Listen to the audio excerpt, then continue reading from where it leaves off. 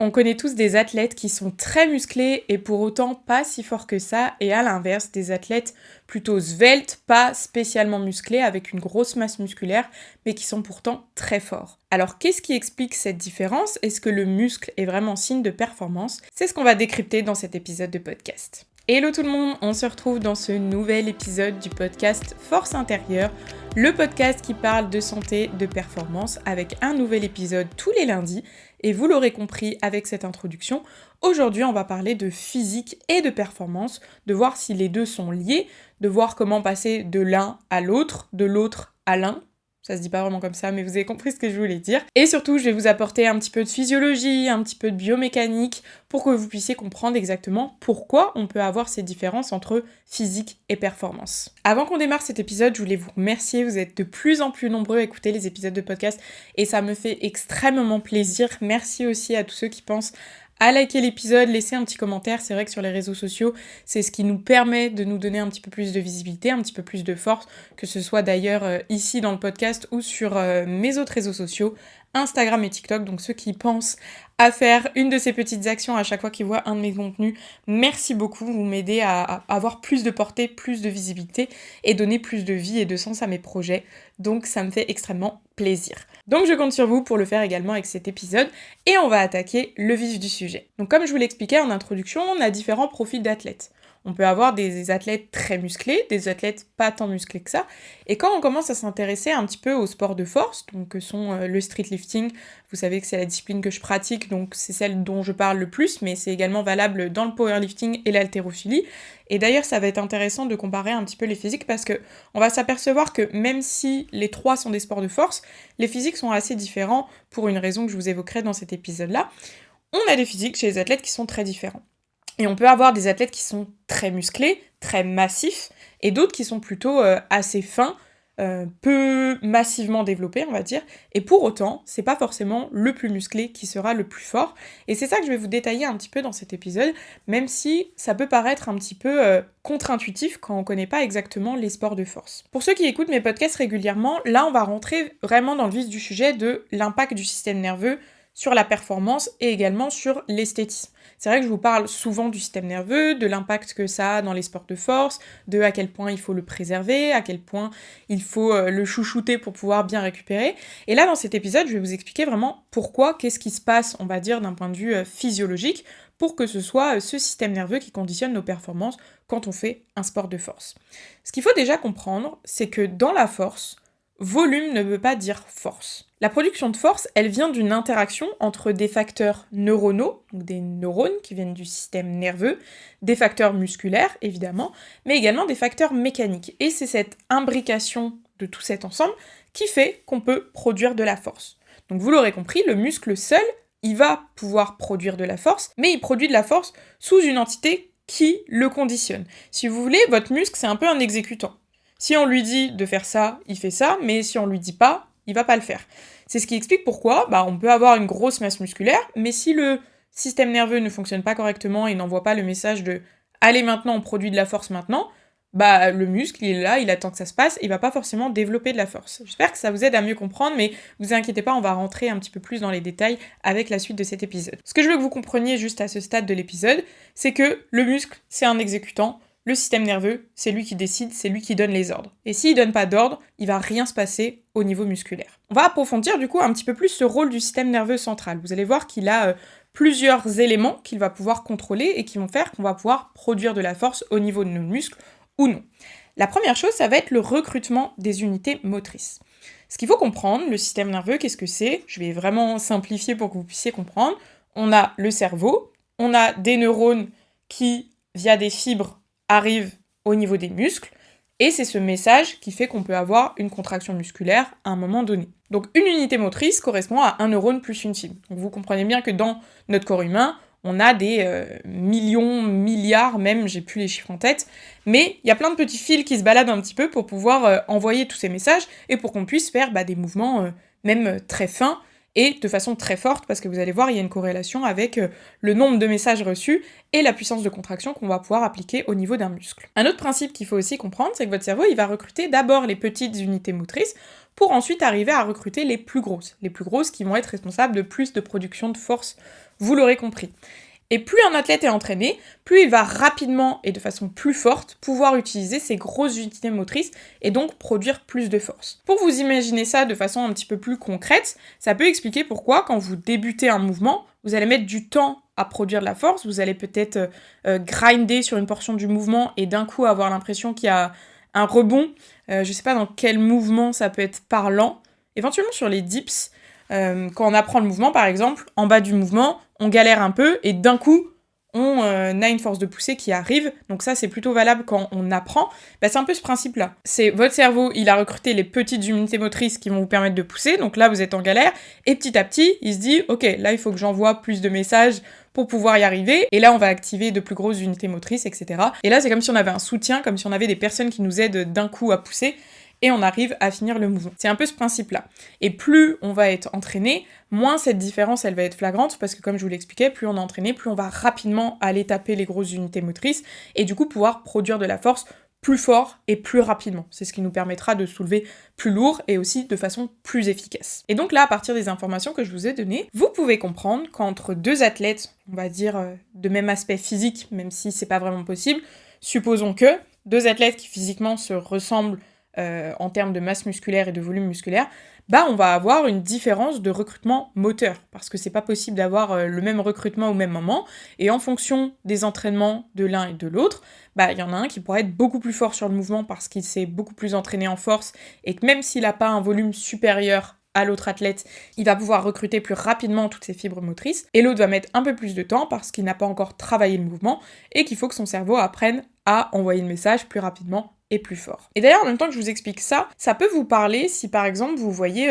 un athlète qui est très fort, mettons un athlète de powerlifting, qui est très fort sur ses mouvements de power, et qu'on va mettre sur un exercice tel que le muscle up, ou j'ai envie de dire même les dips, on peut se dire qu'il va être fort, parce que il est fort, tout simplement, mais il faut comprendre que du coup, les unités motrices ne sont pas recrutés de la même façon, c'est pas exactement les mêmes. Par exemple, sur le muscle up, on va avoir des engagements musculaires différents sur les mouvements du powerlifting, mais c'est pas le même timing, c'est pas le même mouvement. Donc on va dire qu'au départ, votre athlète de powerlifting, il va pas forcément être très fort sur les mouvements de streetlifting.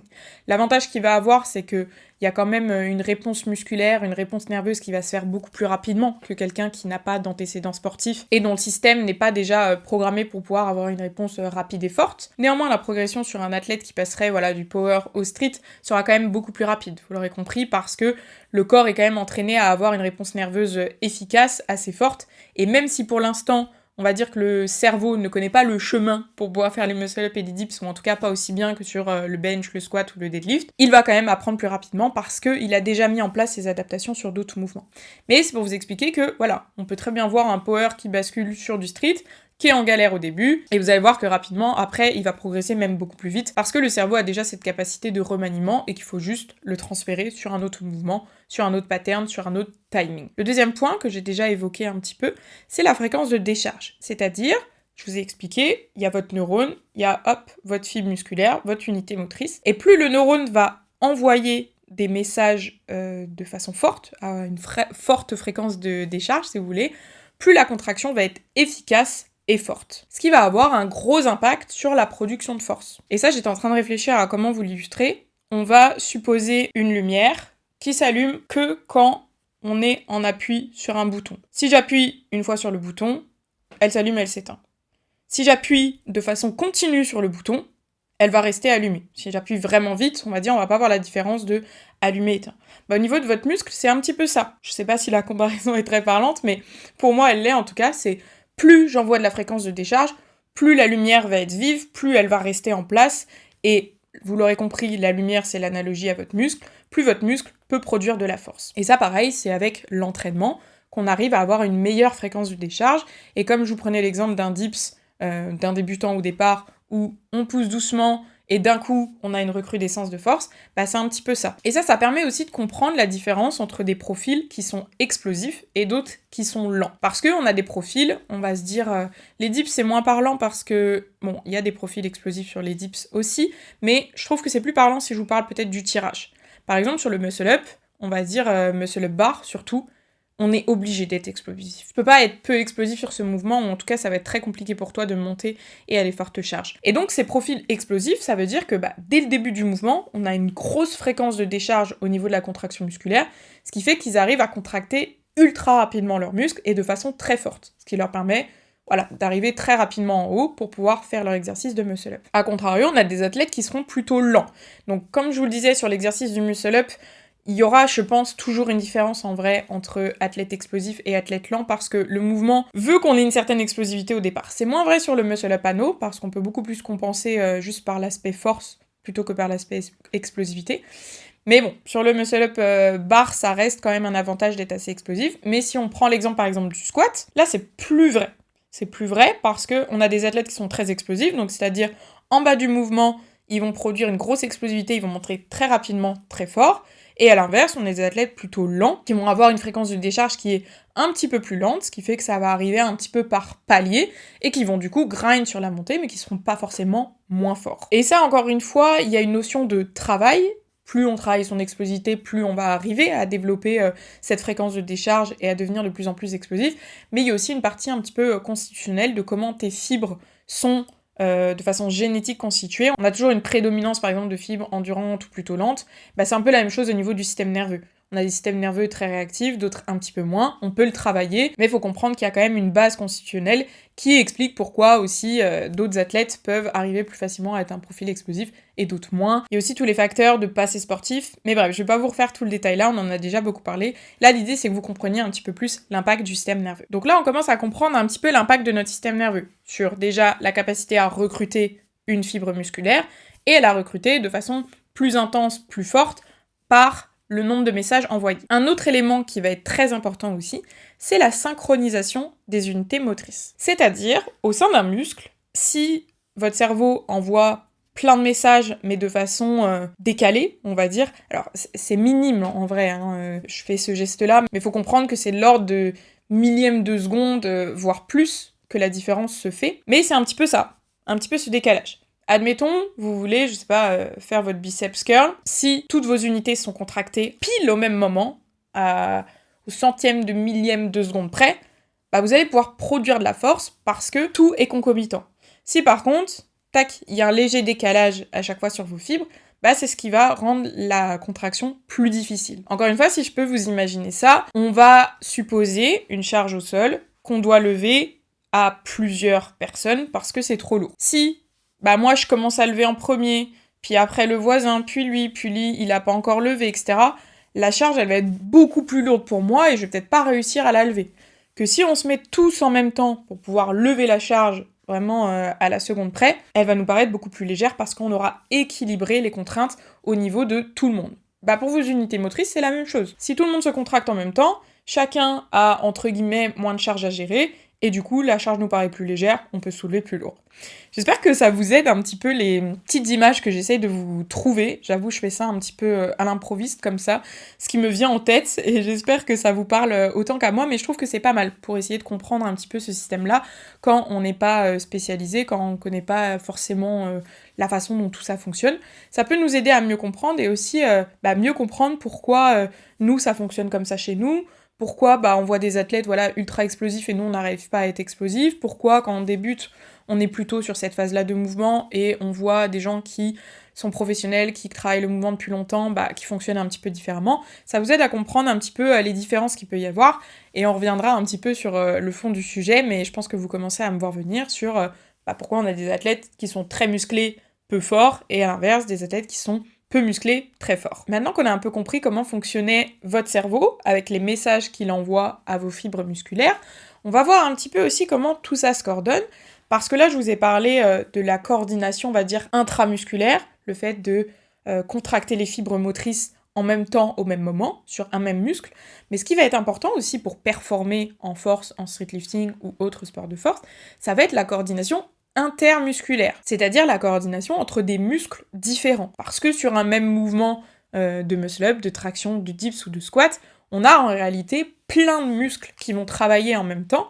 et comme je vous l'expliquais avec l'image de on soulève le poids tous en même temps, ça va être un peu la même chose. C'est-à-dire que si vous êtes en train de faire un squat et que vos quadriceps s'engagent hyper fortement mais qu'il se passe rien au niveau des ischios et des fessiers, bah on risque d'avoir un déséquilibre et de pas pouvoir produire autant de force sur notre mouvement. Et donc dans cette notion de coordination intermusculaire, c'est vraiment la capacité à pouvoir enclencher la contraction musculaire de muscles différents au bon moment et à la bonne intensité.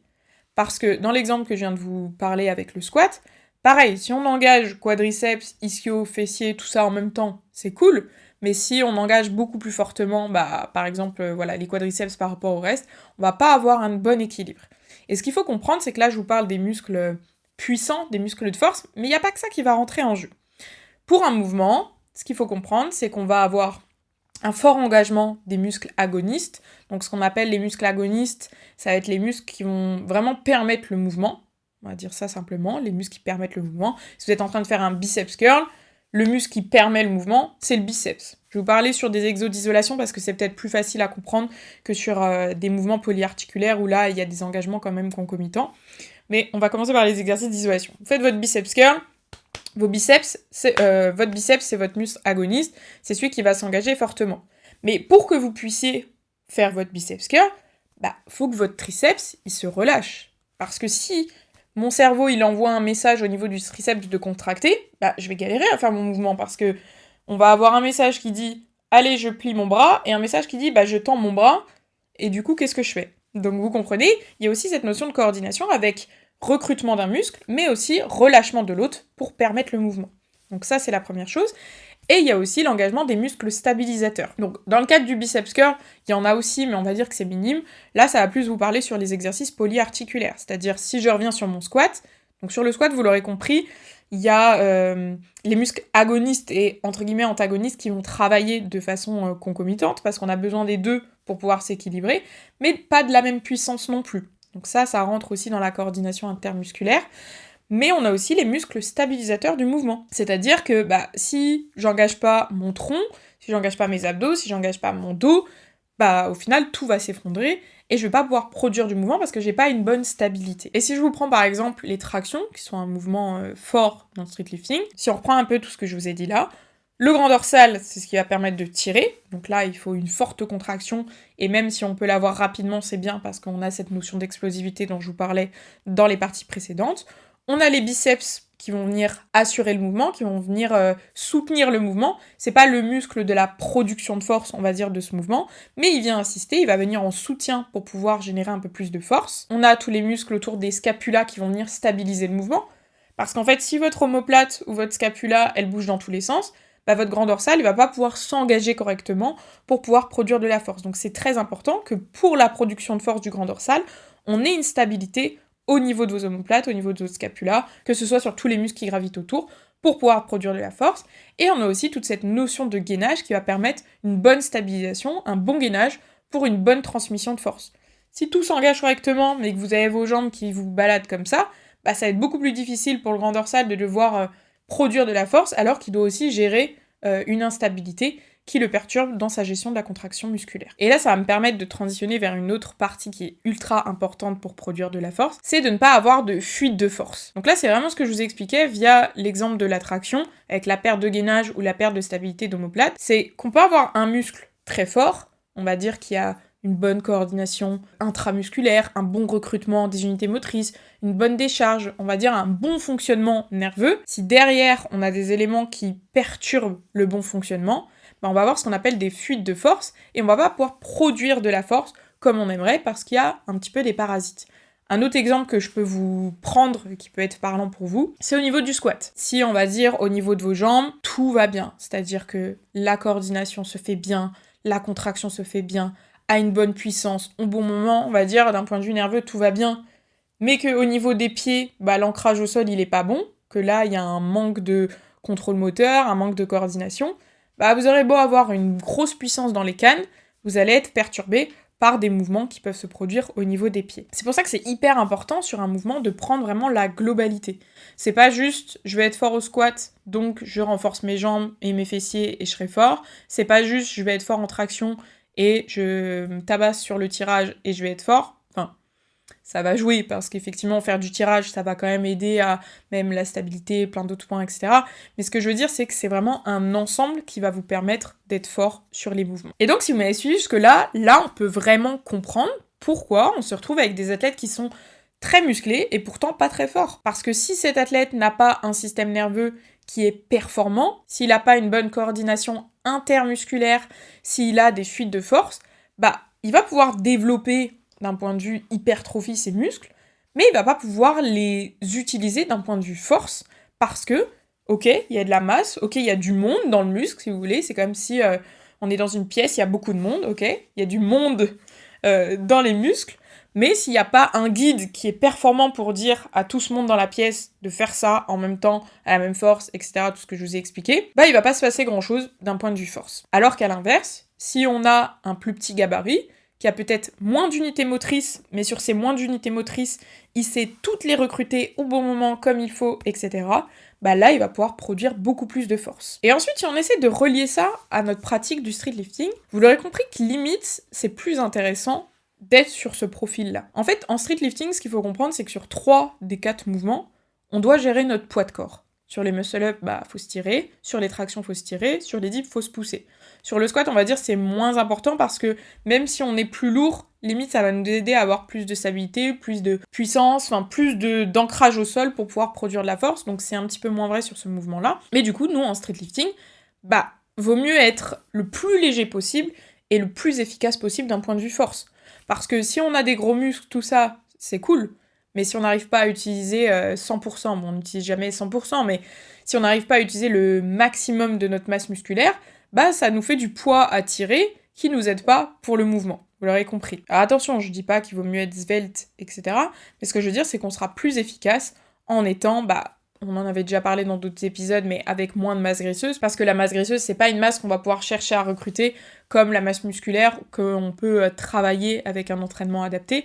La masse musculaire, c'est un peu une masse morte. Là, je parle vraiment d'un point de vue performance sur le street lifting, parce que évidemment que la masse graisseuse, c'est ultra important, encore plus chez les femmes, et on a d'ailleurs des gros problèmes chez les athlètes féminines en sport de force par rapport à ça. Là, je vous parle vraiment juste d'un point de vue performance, si on prend pas en compte tout l'aspect santé qu'il peut y avoir autour, en tout cas d'un point de vue hormonal. La masse graisseuse, voilà, c'est une masse qui sert à rien sur notre sport, d'un point de vue juste recrutement des unités motrices. C'est plus ça que je veux vous dire. On peut pas recruter sa masse grasse. Donc c'est de la masse inutile dans ce contexte-là. Je mets des pincettes parce que c'est vrai que c'est important et qu'on est quand même un sport où les athlètes ont très peu de masse grasse et on voit beaucoup de problématiques hormonales. Je dis encore plus chez les femmes parce que c'est vrai que chez les femmes, on a encore plus besoin d'avoir cette masse grasse pour avoir un bon fonctionnement hormonal, pour avoir une bonne santé, alors que les hommes, ils peuvent se permettre de descendre un petit peu plus bas que nous, sans avoir les mêmes impacts. Mais peut-être que ça pourrait faire l'objet d'un prochain épisode, vous me direz si ça vous intéresse, s'il y a beaucoup d'athlètes féminines qui m'écoutent, ou s'il y a même d'ailleurs des athlètes masculins, mais qui s'interrogent sur peut-être la santé de leurs athlètes, ou des proches qui font du sport, etc. Revenons à nos moutons, comme on dit, en street lifting, du coup, vous l'aurez compris, moins on a de masse grasse, mieux c'est, moins on a de masse inutile, ou en tout cas pas utilisable, mieux c'est. Parce que on a notre poids à tirer, on a notre poids à gérer, et que on va essayer d'enlever tout le poids superflu qui peut être difficile sur ces mouvements-là. Et je vous parle de ça parce que c'est là aussi où on voit la différence avec d'autres sports. Dans le powerlifting, par exemple, ils n'ont pas de mouvement où ils doivent se porter eux-mêmes. Et je trouve qu'on voit assez bien la différence de physique entre des athlètes de power et des athlètes de street lifting, parce que les athlètes de power vont être, alors je fais une grosse généralité, mais en vrai, c'est vrai, ils vont être globalement beaucoup moins secs que des athlètes de street lifting, et ils peuvent se permettre du coup d'avoir une masse grasse un petit peu plus importante. Alors évidemment, tu peux pas non plus avoir une grosse masse grasse parce que ça va quand même te limiter dans tes mouvements, mais on voit quand même des athlètes de powerlifting qui peuvent avoir plus de masse grasse que dans le street lifting, parce que cette masse morte, encore une fois, je vais pas redisclaimer à chaque fois, vous avez compris ce que je veux dire par là, elle va pas leur servir, mais elle va pas leur desservir, parce qu'ils ont pas à gérer leur poids de corps. Donc c'est là aussi où on voit les différences entre les sports de force en fonction de ce que ça impose. Revenons maintenant à nos deux physiques différents, et ce qui peut expliquer aussi ces différences. On a évidemment des facteurs morphologiques, des facteurs juste liés à l'insertion musculaire, et parfois même juste à la perception musculaire. Je pense que vous avez tous un peu entendu parler, on va dire par exemple des biceps courts, biceps longs. Si t'as un biceps court, c'est-à-dire que tes insertions sont plutôt courtes, bah forcément tu vas avoir un aspect visuel plus gros parce que ton muscle est regroupé sur une plus petite surface. Vous avez compris ce que je veux dire?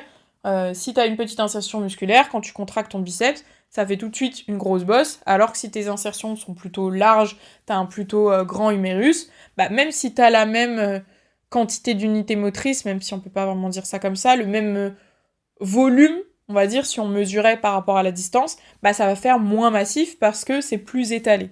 J'espère que vous comprenez ce que je veux dire. Mais il peut y avoir aussi des différences de ce point de vue-là, ce qui explique qu'un athlète est visuellement plus musclé qu'un autre, mais pas forcément plus fort. Et maintenant vous allez me dire, ok Julie, c'est bon, on a bien compris, le système nerveux, c'est vraiment l'aspect prédominant en sport de force, plus que le volume musculaire. On a bien compris que des athlètes moins volumiques sont pas forcément moins forts, et à l'inverse, des athlètes très volumiques sont pas forcément plus forts. Mais comment on travaille cette différence? Comment je passe de l'un à l'autre?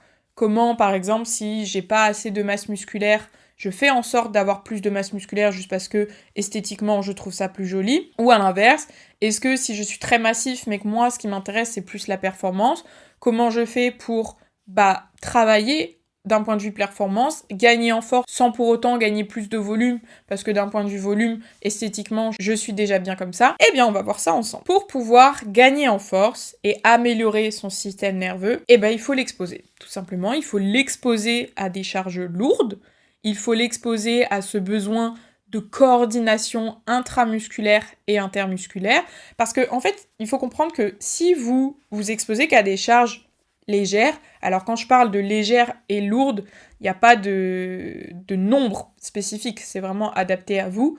On va dire une charge lourde, c'est une charge qui se rapproche du maximum de ce que vous pouvez soulever. Une charge légère, on est assez loin, on peut faire beaucoup de reps, beaucoup de séries avec. Plus vous vous exposez à une charge lourde, plus vous allez forcer votre système nerveux à venir créer des adaptations. Si, je sais pas, sur votre squat, vous avez un max, je dis un chiffre comme ça au hasard, à 100 kg, pour que ce soit rond. Si vous entraînez tout le temps à 50, 60 kg, même si vous faites des reps, votre cerveau, il n'a pas besoin d'utiliser forcément toutes vos unités motrices, il n'a pas besoin de développer la coordination intermusculaire, il n'a pas besoin de développer plus de décharge de messages pour soulever, parce que c'est une charge que vous arrivez à gérer sur plusieurs répétitions, sur plusieurs séries, et qui vous met pas forcément en difficulté. Si par contre, dans vos entraînements, votre max il est à 100 et vous allez essayer de titiller des reps à 90, à 95, d'en faire peut-être même plusieurs, d'essayer de faire plusieurs fois 100 kilos, que ce soit sur la même série ou une autre série. Là, votre système nerveux, il va être obligé de créer des adaptations parce que sans ça, vous ne soulevez pas la charge. Et c'est en ça aussi que vous pouvez comprendre un point très important, c'est que quand vous échouez une répétition, souvent on est au bout de notre vie, on a fait notre format, on est dégoûté, on pleure. Mais en réalité, vous avez travaillé. Vous allez progresser grâce à cet échec. Pourquoi? Parce que t'es sous ta barre des 100 kilos, mettons tu l'as fait une fois, ok, c'était super dur, tu refais la deuxième, tu la loupes, ton système nerveux, là, il a essayé d'envoyer les messages, plus fort, comme je disais, à plus de monde, pour essayer de recruter, pour stabiliser, pour faire tout ça en même temps. Il a été dépassé parce que c'était trop pour lui à ce moment-là, mais il va emmagasiner, si vous voulez, cette mémoire-là, de se dire « Ok, j'ai fait tout ça, ça n'a pas suffi, donc prochaine fois, il faut que j'envoie encore plus fort. » Et c'est là où vous créez les adaptations. Donc en fait, quand vous échouez une répétition, alors je dis pas qu'il faut échouer trop régulièrement, parce qu'il y a aussi cette notion de le système nerveux, ça prend plus de temps à récupérer que le système musculaire. Pareil, ça j'en ai déjà parlé dans les autres épisodes pour ceux qui suivent régulièrement. Donc on peut pas se permettre non plus de surcharger son système nerveux de façon trop forte, trop régulièrement, parce qu'il faut aussi un temps d'adaptation. Mais ce que je veux dire par là, c'est que l'échec, il va vous servir. Parce que là, votre système nerveux, il s'est dit « Merde, ça a pas marché, donc il faut que je mette en place des choses pour que la prochaine fois, ça marche. » Et c'est aussi comme ça qu'on progresse. Donc pour gagner en force, il faut s'exposer à du lourd. Évidemment, pensez avec le RPE. Ce que je veux dire par là, c'est que vous pouvez pas espérer gagner en force autant que quelqu'un qui suit une programmation spécifique de force. Si juste vous faites un peu à l'aveugle, de temps en temps du lourd, mais sur des 12-15 reps, non, ça c'est pas du lourd, ça va pas provoquer assez d'adaptation d'un point de vue nerveux. Ensuite, il va également falloir inclure du travail spécifique pour pouvoir améliorer la coordination. C'est en ça que je vous disais, si vous travaillez beaucoup de tirage, vous faites beaucoup de traction pour améliorer les tractions, en réalité ça va marcher. Pourquoi? Parce que vous allez aussi améliorer votre travail de coordination, que ce soit intramusculaire, mais également intermusculaire. Plus vous vous exposez au mouvement, plus votre corps va comprendre comment tout engager au même temps pour pouvoir être performant. Donc évidemment, si on veut progresser en traction, faites des tractions. Si on veut progresser en dips, vous faites des dips. Si vous voulez progresser en squat, vous faites des squats. Parce que ça, il n'y a rien de mieux pour travailler la coordination que de faire le mouvement en lui-même. C'est vrai qu'on voit beaucoup de choses, surtout sur l'apprentissage des tractions, je vois, avec plein d'exercices un petit peu farfelus pour renforcer le dos, les biceps, nanani, nanana, et c'est bien. Mais je veux dire, il n'y a rien de mieux que de faire le mouvement, tout simplement. Parce que là, vous améliorez toutes les composantes du mouvement directement. Alors évidemment, si on ne sait pas faire de traction, on va pouvoir utiliser un élastique ou des choses qui vont nous aider dans un premier temps. Mais déjà, de travailler le schéma moteur et ce que je vous disais avec la coordination, ça va vous aider à gagner en force par la suite. Un autre point également pour travailler en force, ça va être de travailler la vitesse et l'explosivité. Ça, c'est ce que je vous expliquais par rapport notamment au muscle-up, ou au tirage, on peut dire ça aussi, où là, on a quand même besoin d'une certaine explosivité. Alors, on a des athlètes qui sont moins explosifs que d'autres, mais je veux dire, sur certains mouvements, c'est quand même bien de pouvoir travailler cette vitesse de contraction rapide parce qu'on est obligé de produire de la force au début du mouvement. Sur le muscle-up, si vous tirez pas rapidement au début du mouvement, c'est quand même beaucoup plus difficile d'arriver en haut. On a des athlètes qui tirent déjà doucement et d'un coup qui arrivent à accélérer, mais je veux dire, plus on arrive à mettre de la vitesse au début, plus c'est quand même efficace sur le mouvement. Alors que sur d'autres mouvements, comme je vous disais, le squat ou même les dips, on peut se permettre d'être un petit peu plus lent parce que de toute façon, on est sur un ancrage stable. C'est-à-dire que on a nos pieds au sol, on a nos mains sur la station, on peut se permettre de prendre le temps parce que notre support est stable. Alors que le muscle-up, on est dans le vide, donc à un moment donné, on peut pas rester 1 heure en lévitation avant de tirer. Donc ça va être important de travailler aussi cette notion de vitesse et d'explosivité, donc via différents formats, ça peut être en utilisant des élastiques qui vous obligent à produire de la force rapidement. Quand je dis élastique, c'est du coup élastique plutôt sous vous. Vous allez devoir tirer contre une résistance élastique qui augmente en plus vous tirez.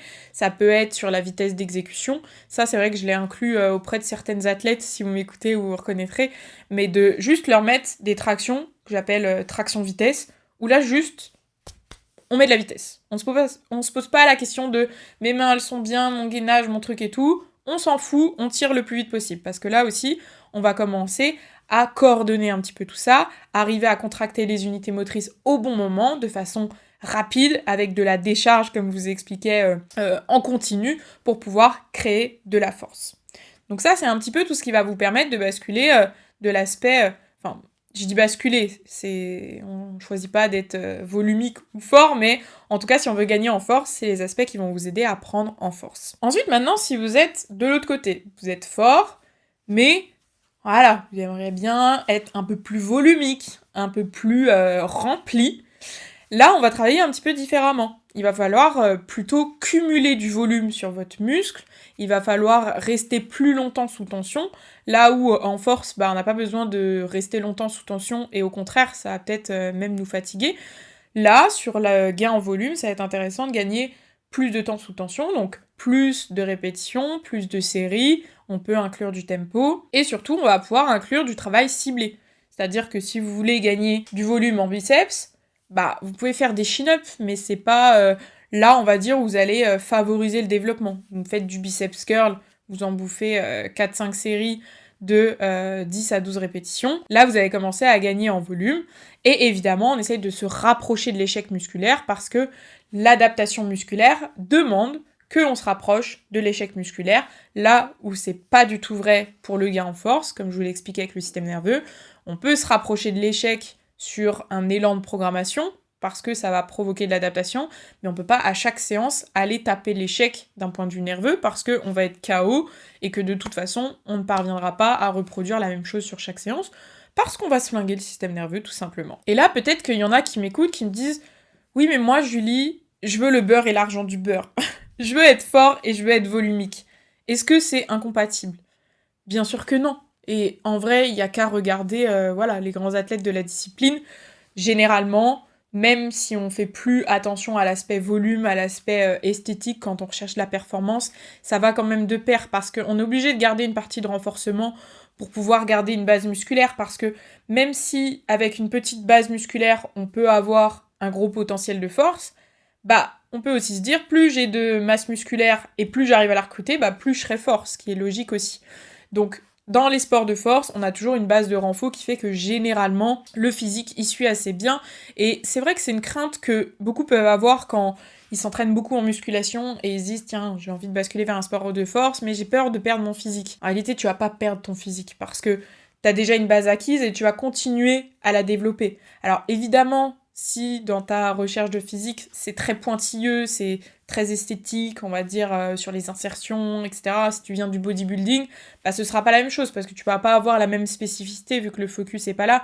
Mais je veux dire, si ton objectif, c'est d'être visuellement, voilà, musclé, assez rempli, etc., plutôt équilibré, en pratiquant ton sport de force, avec ton renfort, il n'y a pas de raison que tu perdes. Et j'ai envie de te dire ça, pareil, tu peux en discuter avec ton coach. Moi, je sais que j'ai des athlètes qui me disent « Oui, mais Julie, j'aimerais bien avoir un peu plus de renfort sur les jambes parce que, c'est un peu un complexe chez moi. J'ai envie de quand même prendre un petit peu au niveau des jambes, etc. » Et bah, il n'y a pas de souci. Les deux sont totalement cumulables, il suffit de le dire, il suffit de l'adapter dans la programmation, de le répartir intelligemment pour pas que ça ait d'impact négatif sur tes mouvements de compétition, de performance, et c'est tout à fait compatible. Donc vous l'aurez compris avec cet épisode, c'est pas parce que vous voyez quelqu'un de hyper stock qu'il est forcément super fort, c'est pas parce que vous voyez quelqu'un de plutôt fin, plutôt gringalet. Bon, gringalet, peut-être, j'abuse un peu, parce que, en vrai, si on veut produire de la force, il faut quand même une base musculaire, mais vous avez compris. Pas quelqu'un de volumique qui sera pas fort, et je trouve qu'on a des très beaux exemples, en vrai, en streetlifting, sur les catégories de poids légers. Parce qu'on a des athlètes sur des poids légers, donc qui sont en moins de 66 kg, je pense, chez les hommes, et qui pour autant font des perfs de zinzin, alors que visuellement, je veux dire, tu les vois dans la rue, encore plus habillés et tout, limite, tu te dis pas... c'est impossible de penser qu'ils peuvent faire ces charges-là. Donc je trouve qu'on a des très beaux exemples par rapport à ça, et à l'inverse, on a des gros exemples de... rien qu'à regarder les bodybuilders, on les voit, ils sont massifs, on se dit, il peut nous porter comme ça à un bras, et pour autant, oui, ils ont une certaine force, on va dire, par rapport à quelqu'un de lambda, évidemment, mais par rapport à quelqu'un qui fait un sport de force, ils sont pas forts du tout parce que c'est juste pas la spécificité de leur discipline et que leurs muscles, ils les travaillent pour gagner en volume, mais pas pour augmenter la capacité de leur système nerveux à recruter chaque fibre musculaire et chaque chose que je vous ai évoquée dans cet épisode. Comme je vous l'ai dit en introduction, si cet épisode vous a plu, n'hésitez pas à mettre un petit like, un petit commentaire, ça me donnera énormément de force pour pouvoir continuer ces épisodes parce que j'adore pouvoir partager autour de la santé, de la performance. En tous les cas, je vous fais des gros bisous et je vous dis à la semaine prochaine. Bye bye!